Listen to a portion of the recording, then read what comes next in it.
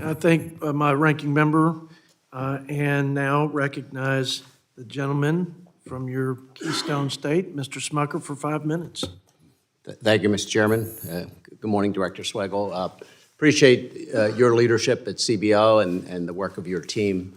Obviously, CBO is the organization that all members of Congress look to for an even-handed, fair view of where we stand and what things will look like in the future.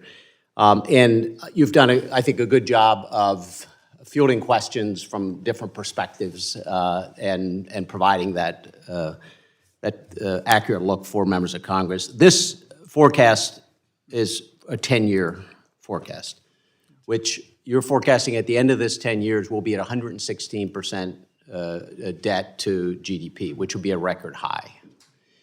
You've also looked in other reports and at various times throughout the year at a longer-term forecast, up to 30 years.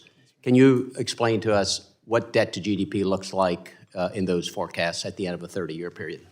No, thank you. And in the 10-year outlook, at the very back, we have a box that gives a preview of that 30-year report, but it's something that we're working on now and we'll have out in the spring. And the challenge that the high deficits continue out into the future, and therefore debt mounts and goes north of 150% of GDP by the end of that 30-year horizon. Over 150. One of your reports, I think, had up to close to 180%. That's right. It's getting close to that. It's still about right. Almost getting close to, it's getting close to double, which is something that every member of Congress ought to be concerned about.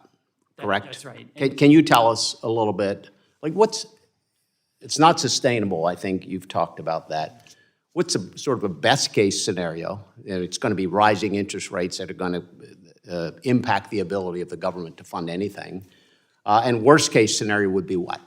No, that's right. Based on what's happened in history. Right. So net interest payments, the rising net interest payments will crowd out other activities, other choices that you as policymakers have. And that the worst case scenario are risks of instability, of financial instability, if global investors doubt the willingness of the United States to pay its debt without giving in to high inflation. And that would be a sovereign debt crisis. That would be a debt crisis or an inflation crisis. Yeah, which would have massive impacts on every American. Do you agree with that? That's right. And in fact, we've seen countries fail in similar situations throughout history. You agree with that? I do.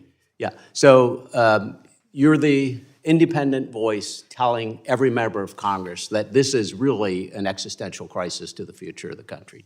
Is that correct? No, I think that's fair. And as you said, I would look at other countries that have failed this challenge. Do you think the American people understand what we're faced with?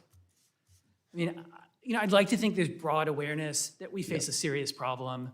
The difficulty is finding the way to address it. The purpose, and I'm sorry, I'm doing this quickly, but the purpose of a debt commission, I believe, one of the main purposes is to really explain this to the American people. Do you see value in that?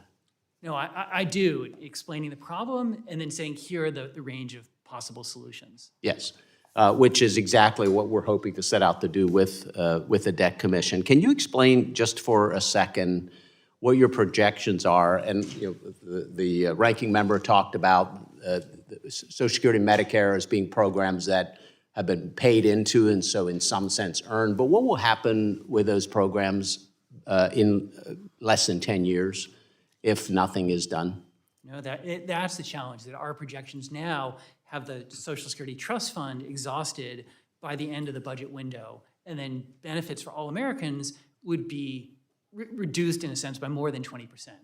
So literally in 9 years, people can expect they will not receive their Social Security benefits if Congress does not take some action. That's right. Under current law, there would be not enough resources to pay the promised benefits of Social Security. Yeah, I think it's important for the American people to hear that from you, and I think it's really important that if we are successful in putting together this fiscal commission, that we really go out and explain to the American people that what we really have here is a math problem. Mm-hmm. It's potentially a political problem as well, but if nothing is done, every single American will be impacted in the short term, within 9 years, every single American who's accessing Social Security, and potentially dramatic income or impact to current Americans, certainly to future generations, if we don't change course. Do you think we still have time to act, or is this something that will be difficult to resolve?